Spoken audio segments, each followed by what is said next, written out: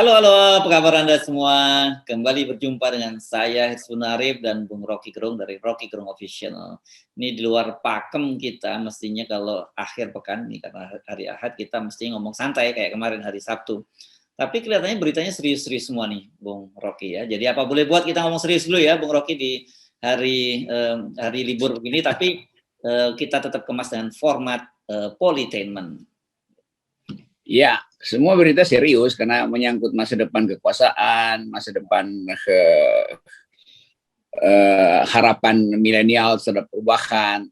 Tinggal formatnya kita bisa pindah-pindah dari bercanda-bercanda, lucu-lucu, atau ngeledek-ngeledek.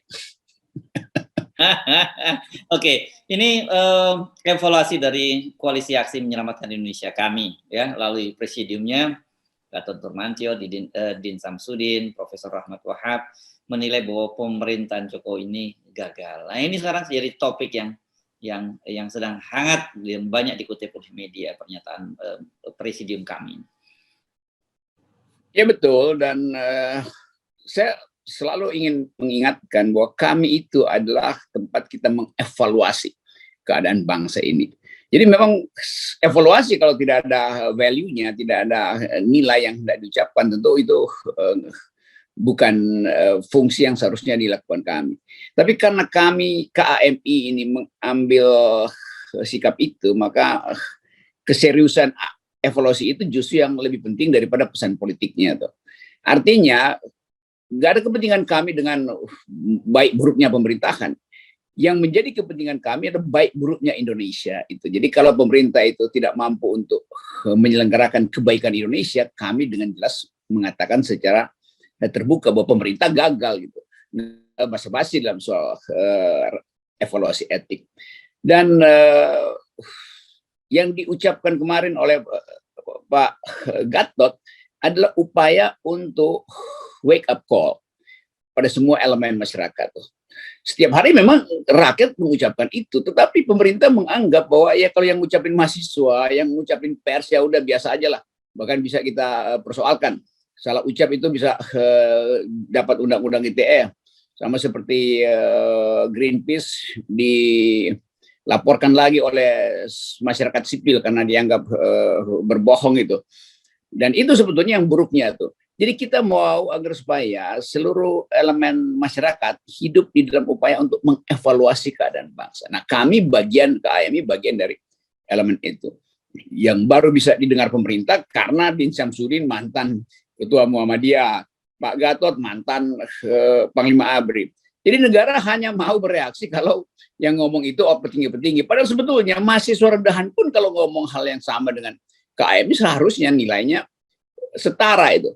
Tapi bagian ini yang dari awal kita katakan, kalau tidak ada oposisi terpaksa semua orang harus mengambil fungsi oposisi. Jadi betul bahwa bangsa ini terpuruk karena pertama, kekuasaan itu tidak dikontrol. Kalau ada kontrol kekuasaan, KAMI nggak perlu bicara. Tuh.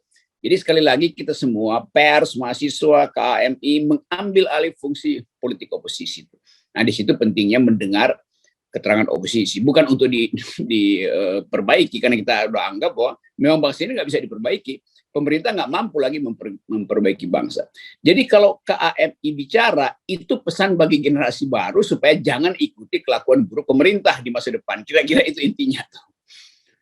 Ya. Oke, tetapi satu hal bahwa dalam situasi seperti sekarang ini memang banyak sekali rakyat menunggu-nunggu suara kritis gitu. Karena apa? Karena masyarakat itu sekarang sebenarnya sudah hopeless dan mereka sudah mencari-cari figur gitu ya.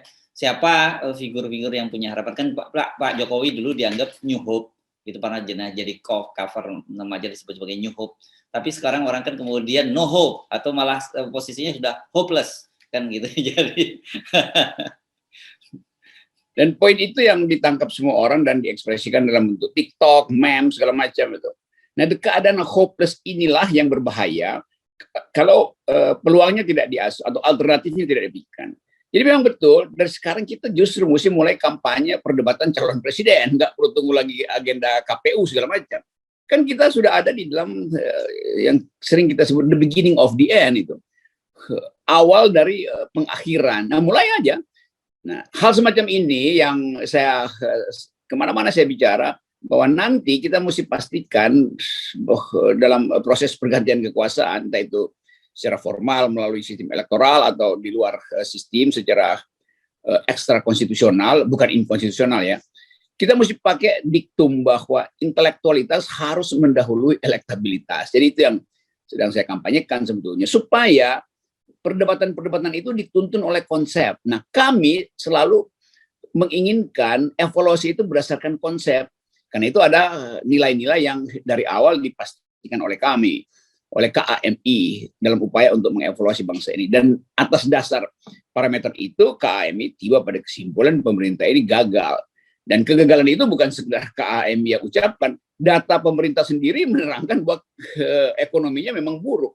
Apalagi kalau datanya diolah secara akademis oleh intelektual-intelektual semacam Faisal Basri, Awali, Rizal Ramli. Itu sebetulnya dasarnya. Bukan kita bukan sekedar untuk nyari sensasi, tapi betul-betul substansinya adalah Indonesia gagal di bawah kepemimpinan Presiden Jokowi. Bukan Indonesia yang gagal, tapi kepemimpinan di Indonesia itu yang periode Pak Jokowi itu yang gagal. Ya. Oke, karena itu kita dorong ya, kalau memang benar-benar ada calon-calon presiden yang niat maju menjadi capres. Jadi jangan hanya main ke sawah, main TikTok gitu ya. Karena ini kan kemarin kita lihat bagaimana Ganjar sangat memanfaatkan media-media sosial. Sekarang Puan misalnya turun ke sawah, dan oh iya, satu lagi Anies Baswedan tadi berkunjung kemarin ya, berkunjung ke Jawa Timur, bertemu dengan pengurus wilayah Nahdlatul Ulama. Saya kira kita dorong mereka ini mesti juga selain melakukan semacam menaikkan elektabilitas mereka di depan publik dengan berbagai cara, mereka juga mulai dong masuk ke kampus, datang ke media, menyebar gagasan. Dengan begitu publik bisa lebih menangkap substansinya, bukan hanya sekedar popularitas dan kemudian berkaitan dinaikkan dengan elektabilitas. Iya, itu pentingnya kita mulai membuka supaya kompetisi itu dari awal bukan sekedar di antara mereka, tapi mereka terhadap yang lain, tetap alternatif, teroposisi kan. Kan seolah dibayangkan bahwa nanti akan ada debat antara Anies Baswedan dengan Ganjar Pranowo, antara Ridwan Kamil dengan Ganjar Pranowo, antara Puan Maharani dengan Prabowo. Itu artinya debat di dalam kandang sendiri. Mestinya debat di luar itu. Misalnya Anies Baswedan lawan Rizal Ramli sebagai calon oposisi, presiden oposisi. Ridwan Kamil lawan Najwa Shihab. Kan mestinya begitu. Atau semua mereka lawan saya, kira-kira begitu. Kan kita memang harus berani untuk mengatakan kita mau ubah cara-cara berpolitik. Kalau kita sekedar mendorong mereka berdebat di antara mereka, itu juga nggak akan ada perubahan. Dan mereka justru mesti sadar mereka harus minta bertemu dengan tokoh oposisi yang juga punya potensi untuk memimpin negara. Jangan mereka anggap mereka yang bakal memimpin negara. Itu buruknya tuh, seolah-olah karena elektabilitasnya maka mereka bakal memimpin negara. Padahal kita tahu elektabilitasnya juga dibuat-buat. Kan nggak pernah ada cara elektabilitas atau metode elektabilitas yang betul-betul transparan di Indonesia tuh. Kita tahu bahwa si ini dari awal memang minta diasuh oleh surveyor A, yang sana oleh surveyor B. Antara A dan B juga idenya sama, yaitu mempertahankan electoral threshold. Kan nggak ada di antara mereka, di antara surveyor yang bilang kami ingin menguji mereka tanpa memperhatikan electoral threshold. Ini menunjukkan bahwa surveyor itu menguji apa yang dipesankan oleh pemerintah, yaitu ujilah kelayakan dan elektabilitas mereka melalui tahapan yang pada akhirnya berujung pada electoral threshold. Nah, ini kritik saya pada lembaga-lembaga survei yang biasanya seolah-olah bebas nilai, padahal di belakang itu mereka justru mensponsori 20% presidensial threshold itu. Ya. Oke, jadi clear ya message-nya bahwa kita tidak pernah menghalang-halangi orang untuk maju sebagai capres. Justru kita mendorong sebanyak mungkin orang berkontestasi, maju capres, mengadu gagasan mereka, sehingga publik sekali lagi memilih mereka itu memang betul-betul berdasarkan kualitas mereka, visi mereka sebagai seorang calon pemimpin, bukan hanya berkaitan dengan elektabilitas, apalagi kalau elektabilitasnya elektabilitas semu seperti yang Anda sampaikan tadi ya. Ya, itu elektabilitas semu itu. Ya. Jadi kita ambil misalnya tema kalau ada tema hukum dari Ganjar misalnya itu, oke, Ganjar mau berdebat dengan siapa? Saya mau berdebat dengan Puan. Ngapain berdebat dengan Puan? Ini kan satu kandang. Dia mesti minta, oke, saya ingin jadi presiden, nama saya Ganjar Pranowo, saya ingin berdebat tentang hak asasi manusia. Dengan siapa? Dengan Pak Prabowo, nggak ada gunanya. Dia mesti bilang, saya ingin berdebat dengan Haris Asrar. Nah, itu baru bermutu tuh, nyari penantang yang betul-betul berkualitas dalam bidangnya tuh. Kan itu intinya tuh. Anies Baswedan mau berdebat dengan siapa? Berdebat dengan Ridwan Kamil. Ya nggak ada gunanya juga. Berdebat dengan misalnya Awalil tentang data ekonomi itu. Jadi supaya fair, nggak ada hal yang seolah-olah mesti diatur-atur supaya nanti nggak saling nyinggung. Nggak, kompetisi itu betul-betul harus habis-habisan. Karena itu kompetisi yang bagus, minta penantangnya itu adalah orang yang bermutu, bukan sekedar menerima tepuk tangan dari audiens, tapi betul-betul menguji jalan pikiran. Itu yang akan dipromosikan oleh FNN dan konsorsium masyarakat akal sehat. Yes, oke. Nah, sekarang kita balik lagi ke isu yang sampai sekarang kita perkirakan makin terus bergulir, ya, ini soal bisnis PCR. Nah, tetapi saya melihat ini perkembangan yang menarik karena Pak Luhut ternyata keluar dari kandangnya dengan mencoba memanfaatkan channel-channel baik media massa maupun media sosial. Dia tampil di podcastnya Deddy Corbuzier, tapi saya lihat di situ ada semacam curhat lah. Dia menyatakan sudah gua beramal, masih dibully juga gitu. Nah, tetapi di CNN sangat menarik karena Pak Luhut menyatakan bahwa dia kalau memang dia mendapatkan keuntungan, dia menyebut bahwa saya siap diaudit, juga diperiksa oleh KPK. Itu sikap yang bagus dari Pak Luhut. Karena Pak Luhut sedang menghitung, kalau misalnya Presiden Jokowi berhenti minggu depan, itu artinya nama Pak Luhut akan terbawa-bawa sebagai bagian dari pembusukan kekuasaan. Kalau Presiden Jokowi akhirnya diolok-olok ketika dia menyelesaikan masa jabatan secara normal, maka nama Pak Luhut juga akan terseret di dalam pengolok-olokan itu. Jadi betul, Pak Luhut berupaya untuk ambil semua semua channel supaya dia bisa lepas dari beban itu. Karena ini menyangkut reputasi Pak Luhut. Jadi betul Pak Luhut itu mau mengucapkan hal bahwa dia tidak mengambil keuntungan dari situ.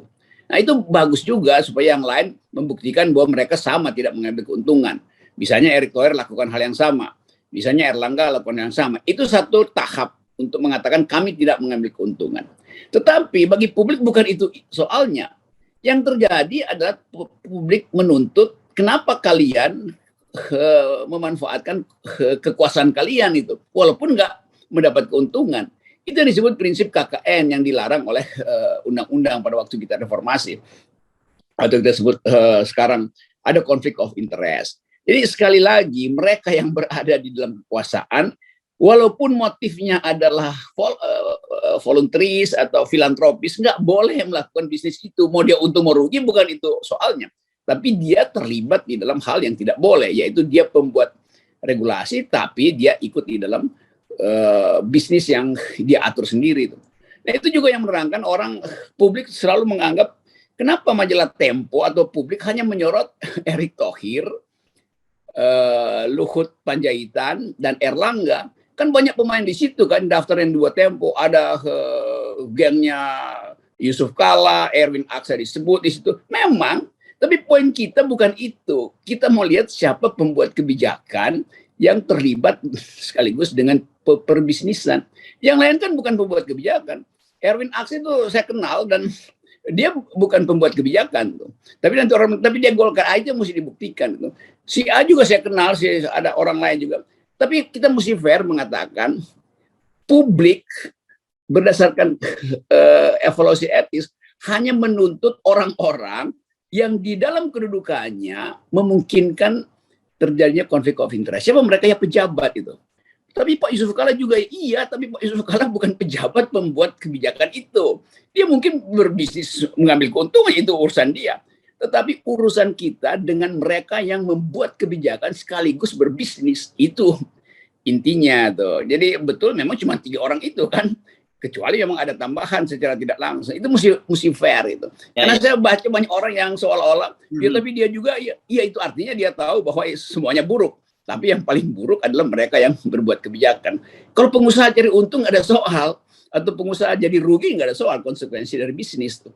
Tapi sekali lagi, pemegang kekuasaan tidak boleh ikut dalam bisnis itu dengan alasan apapun. Pemegang kekuasaan itu intinya. Ya. Saya kira clear ya pesannya buat Pak Luhut. Kita nggak cari-cari masalah, kita nggak cari gara-gara. Tetapi kita tetap mempersoalkan ketika manakala ada seorang pejabat gitu, kemudian benar-benar nih kan Pak Luhut itu adalah wakil ketua kalau nggak salah ya, Pak Ketua. Penanganan COVID. Ya penanganan COVID gitu, dan ini atau regulasi. Tiba-tiba anak perusahaannya Pak Luhut bisa aja ngomong saya nggak tahu menahu itu anak buah saya, tetapi orang tetap melihat yang mana mungkin sih ada perusahaannya, orang-orang di perusahaan Pak Luhut nggak dapat bocoran dari Pak Luhut, kan jadinya begitu orang berpikirnya kan, dan jangan disalahkan, jangan pula dilaporkan ke polisi. Ya, itu pentingnya kita belajar betul memisahkan antara kedudukan seorang sebagai pejabat dan kedudukan dia sebagai pengusaha. Karena kalau dia dempet itu tetap ada insider info yang lewat jalur-jalur khusus. Sebab kalau Pak Luhut ngotot, nanti akan ada prinsip, oke, setiap pejabat negara boleh berbisnis, tapi jangan ambil untung. Nah itu buruk. Karena itu kan palsu logikanya kan. Ya Pak Luhut bisa ngotot, nih gue bahkan rugi. Ya nggak ada. Bukan itu poinnya, mau rugi atau untung bukan itu. Poinnya adalah Anda membuat kebijakan regulator, tapi sekaligus menjadi operator. Tapi kan saya nggak tahu, itu urusan Anda. Tapi tetap dianggap bahwa itu hal yang buruk. Paling nggak dari etika publik itu buruk. Gitu. Ya, kita pernah bisa belajar dari sejarah. Ada satu khalifah yang sangat terkenal, dan ini namanya Khalifah Umar bin Abdul Aziz ya. Bung Rocky ini sangat, saya kira sering kali cerita diulang-ulang. Ketika suatu hari ada anaknya ingin bertemu dia, ditanya, ini urusan pribadi atau urusan kerajaan gitu, urusan negara. Ketika dijawab urusan pribadi, dia matikan lampunya.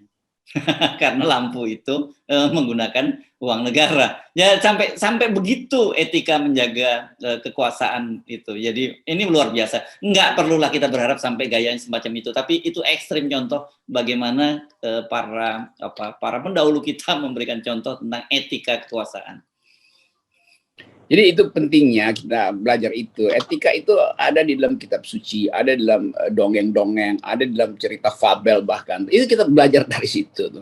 Nah karena itu saya tahu banyak orang menyerang majalah Tempo. Anda bikin daftar panjang lebar, tapi kenapa yang disorot cuma yang 3? Ya memang nggak ada soal kan. Daftar itu bisa panjang lebar masuk semua orang, tapi memang yang bermasalah adalah yang 3 itu. Karena dia menerima persoalan itu di dalam ruang yang terang benderang yang pakai uang negara tuh, dalam lampu itu lampu. Jadi kita mesti betul-betul belajar betul-betul menghargai jurnalisme investigasi. Yang diinvestigasi panjang memang. Tetapi yang mesti disorot adalah mereka yang melanggar etika publik, yaitu 3 orang itu tuh. Jadi poin itu saya kira yang harus kita segarkan supaya para komentator pun kan banyak TV-TV dungu itu yang seolah-olah kok ini enggak, ya memang nggak perlu, uang dia nggak ada konflik of interest kok. Orang berbisnis ya berbisnis saja. Itu soalnya tuh. Iya, oke. Nanti penting sekali waktu Anda mesti diundang oleh mereka gitu tentang bicara etika kekuasaan gitu, supaya nggak ribut terus setiap kali mereka argumennya saya nggak dapat untung, gue malah rugi nih, gue beramal gitu, menyumbang kok malah dibully gitu. Nah, orang yang nggak paham etika kekuasaan benar juga ya, kenapa ya ada orang baik orang nyumbang udah rugi kok dibully juga gitu. Ya itu yang terjadi sebaliknya tuh kemarin Greenpeace kemudian dievaluasi oleh Corok TV itu. Jadi bagaimana mungkin Greenpeace, organisasi masyarakat sipil, dievaluasi dan dinyatakan bersalah oleh Corok TV yang kemudian agennya melaporkan ke polisi itu. Kan kita me-watch sesuatu yang potensial punya konflik of interest, yaitu kekuasaan. Kalau misalnya Civil Society Watch itu me-watch masyarakat sipil, masyarakat sipil kekuasaannya apa? Dia nggak ngerti artinya me-watch. Kita me-watch potensi pelanggaran kekuasaan. Yang berpotensi melanggar kekuasaan adalah negara dan pejabat negara. Masyarakat politik yang surplus kekuasaan potensi melanggar kekuasaan. Greenpeace bukan masyarakat politik. Pers bukan masyarakat politik. Jadi ngapain nge-watch masyarakat sipil yang memang tidak punya kepentingan Ini dungunya di situ tuh, si corot di sini. Dia nggak ngerti konsep watch itu artinya apa, watch. Masa nge-watch semut? Ya. Oke, Bung Rocky, saya kira jangan pernah berhenti kita soal bicara etika kekuasaan, karena saya kira ini yang sekarang hilang dari pemerintahan rezim pemerintahan Jokowi. Karena itu kemudian kami menyimpulkan bahwa pemerintahan Jokowi adalah pemerintahan yang gagal. Ya, betul. Dan KMI selalu punya solusi, yaitu bukan untuk pemerintah hari ini, tapi untuk bangsa itu. Seringkali orang, lo kami solusinya apa buat bangsa? Ya udah gagal ya mundur, itu intinya tuh. Tapi buat bangsa bertahanlah dan jangan ulangi apa yang dilakukan oleh pemerintahan saat ini. Itu pesannya simple aja begitu. Oke. Terima kasih Bung Rocky. Oke. Salam akal sehat. Jangan saya di watch ya.